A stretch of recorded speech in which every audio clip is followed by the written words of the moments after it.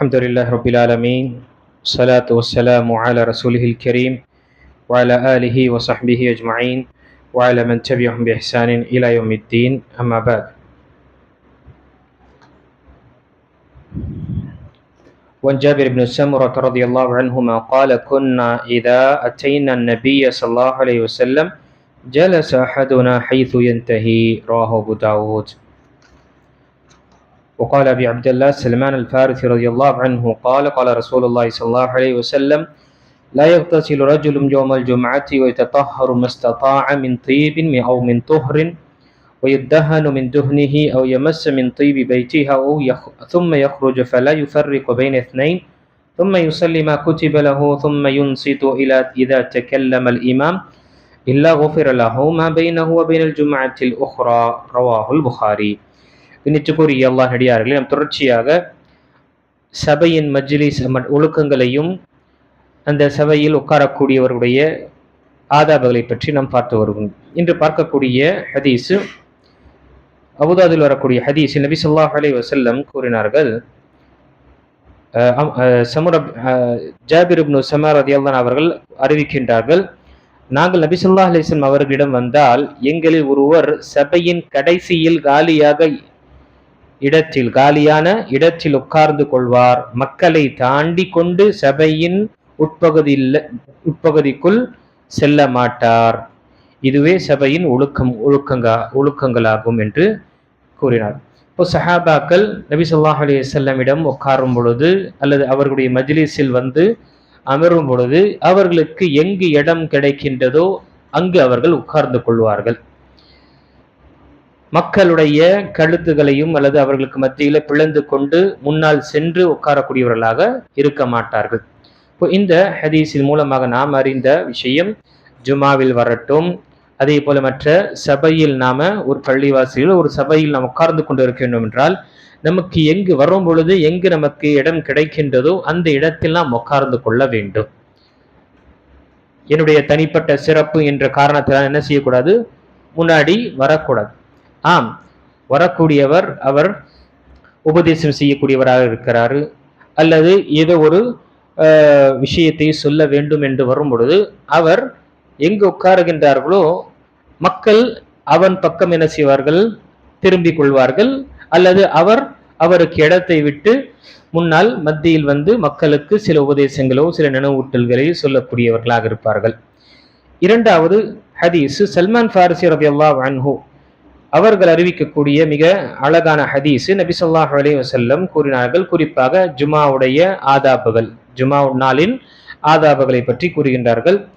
நபி ஸல்லல்லாஹு அலைஹி வஸல்லம் கூறினார்கள், ஒருவர் ஜுமா நாள் அன்று குளித்து இயன்ற அளவுக்கு தன்னை சுத்தமாக்கி எண்ணெய் தேய்த்து தன் வீட்டில் உள்ள நறுமணம் பூசி பின்பு வீட்டை விட்டு வெளியேறி பள்ளியில் அமர்ந்துள்ள இரு நபர்களுக்கிடையே இடைவெளி எதையும் ஏற்படுத்தாமல் பின்பு தன் மீது கடமையான் உள்ள தொழுகையை தொழுது பின்பு இமாம் உரை நிகழ்த்தும் போது அந்த உரையை மௌனமாக இருந்து கேட்டால் அவரின் இந்த ஜுமாவிற்கும் அதை அடுத்த ஜுமா வரும் வரை இடையே உள்ள குற்றங்களை அல்லாஹ் மன்னிக்கின்றான்.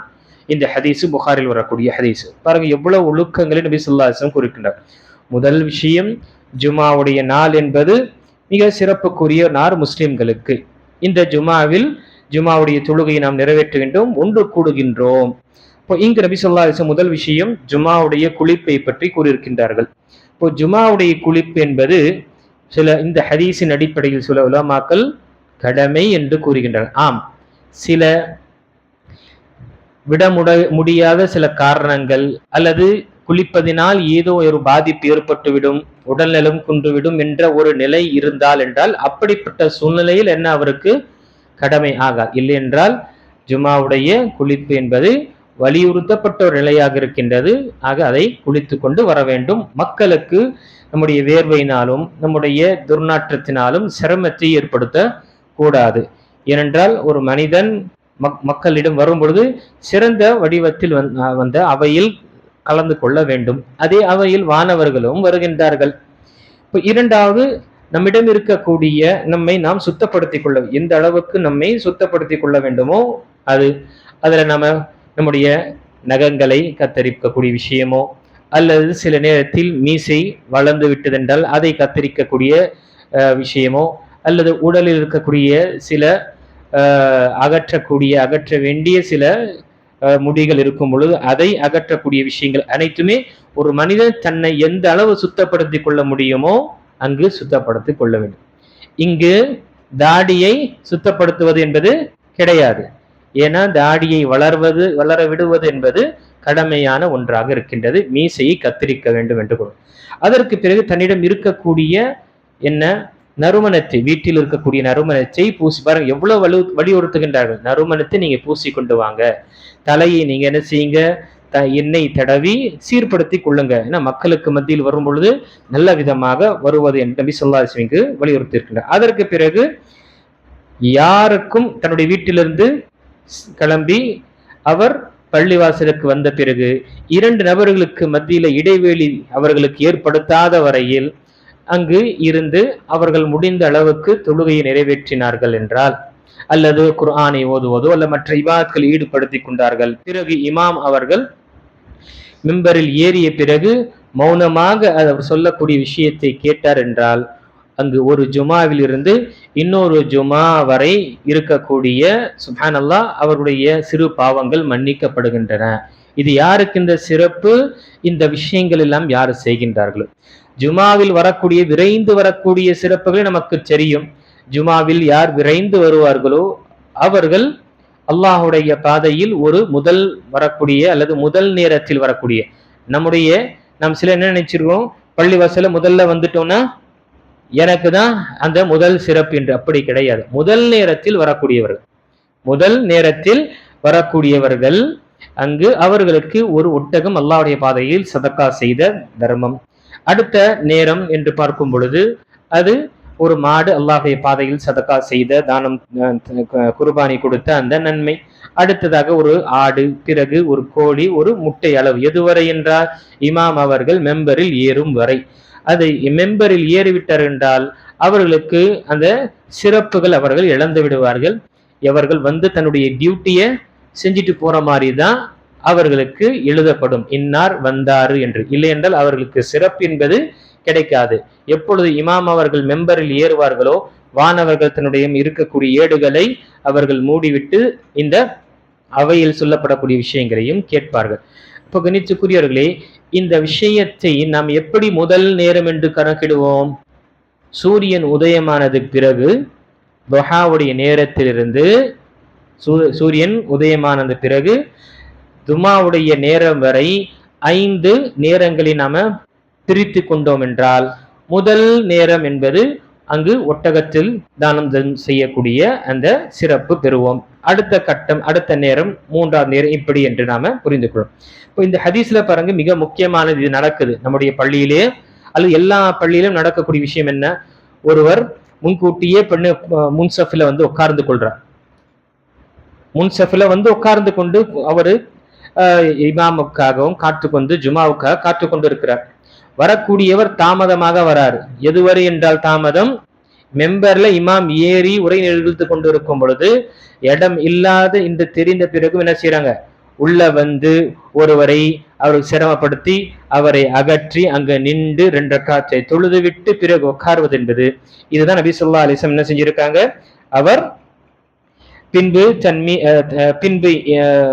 இடைவெளி, இரு நபர்களுக்கிடையே இடைவெளி எதையும் ஏற்படுத்தாமல் அவர்கள் தன்னால் முடிந்த அளவு தொழுகை தொழுதார் என்றால் அவருக்கு நன்மை. சுப்ஹானல்லாஹ், எவ்வளவு பெரிய விஷயம் நபி ஸல்லல்லாஹு அலைஹி வஸல்லம் நமக்கு வலியுறுத்தி இருக்கின்றார்கள்.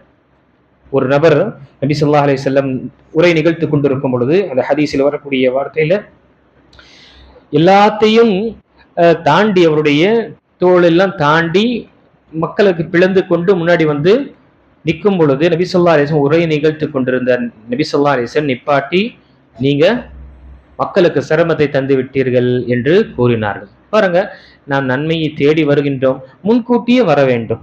சரி, ஏதோ ஒரு சந்தர்ப்பத்தில் தாமதமாக வந்தோம் என்றால் நமக்கு எங்கு இடம் அங்கு நமக்கு கிடைக்கின்றது, அங்கு நாம் உட்காருவதுதான் ஒரு அதபும் ஒரு மரம். இல்லை என்றால் தாமதம் வரக்கூடியவர் அவர் மக்களை அகற்றிவிட்டு அங்கு நின்று தொழுகின்றார் என்பதற்காக அந்த நபர் என்ன செய்யறாரு, வந்து இருக்கக்கூடிய அவர் அல்லாஹ்வுக்காக சரி தொழுகிறாருன்னு சொல்லிட்டு நகர்ந்து வராரு, தொழுது விட்டு அங்கேயே உட்கார்றாரு, மக்களுக்கு சிரமம் ஏற்படும். இதெல்லாம் நாம கவனிக்கக்கூடியதாக இருக்கின்றது. இன்ஷா அல்லாஹ் வரக்கூடிய அமர்வில் நாம் பார்த்தோம். நபி ஸல்லல்லாஹு அலைஹி வஸல்லம் அந்த ஹதீஸில், அபூதாவில் வரக்கூடிய ஹதீஸில், லா யஹில்லு லிரஜுலின் அன் யுஃபர்ரிக பைன இஸ்னைனி இல்லா பிஇذنி, எவரும் உங்களில் எவரும் இருவர்களுக்கு இடையே அவர்கள் அந்த இடைவெளியை ஏற்படுத்துவது என்பது கூடாது. ஆம், அவருக்குடைய அனுமதி இருந்தால்தான், அவருக்கு அனுமதி இருந்தால்தான். இப்போ இங்கு இந்த ஆதாபுகளை நாம நினைவு கொள்ள வேண்டும். இருக்கிறவர்களே, நம்முடைய வாழ்க்கையில் நாம் சில நேரத்துல தெரியாமல் நாம் இந்த விஷயங்கள்லாம் செய்யறோம். இதெல்லாம் நம்ம கற்றுக்கொண்டாதானே நாம செய்யணும். சிலருடைய நிலை எப்படி இருக்குன்னா, இமாம் அவர்கள் காட்டும் கத்துவார், வாரம் சொல்லுவார், வரக்கூடியவர் தன்னுடைய இஷ்டத்தை தான் வருவார். இவன் என்ன சொல்றது, நான் என்ன கேட்கிறது என்று. என்னுடைய பேச்சு இது கிடையாது. இது அல்லாஹ்வுடைய தூதர் ஸல்லல்லாஹு அலைஹி வஸல்லமுடைய வார்த்தைகள். சந்தேகம் இருக்கா? புகாரிலே எடுத்து பார்த்து கொள்ளுங்க. சொன்ன பிறகும் திரும்பவும் அதே போல நடக்கின்றது என்றால் அது என்ன, அறியாமை கிடையாது, அது பிடிவாதம் தான் என்று நாம புரிந்து கொள்ள வேண்டும். நம்முடைய வாழ்க்கையில எல்லாருமே என்ன தவறு செய்யக்கூடியவர்கள் தான். அதை திருத்திக் கொள்வதுதான் சிறந்த ஒரு நிலையாக இருக்கின்றது. தெரியல என்றால் தெரிந்து கொள்ள வேண்டும், அறிந்து விட்டோம் என்றால் அதை நம்முடைய வாழ்க்கையில் கொண்டு வர வேண்டும். அல்லாஹு தஆலா சொல்லக்கூடியவனுக்கும் கேட்கக்கூடிய அனைவர்களுக்கும் எல்லா விதமான ஆதாபங்களையும் பின்பற்றி நாம் ஒருவருக்கு ஒருவர் உற்ற சகோதரர்களாக இருந்து அல்லாஹ்வுடைய பொருத்தத்தை பெறக்கூடியவர்களாக அல்லாஹ் நம்மை ஆக்கியருள்வானாக. ஆமீன். வாஹிரு தஅவானா அல்ஹம்துலில்லாஹி ரப்பில் ஆலமீன்.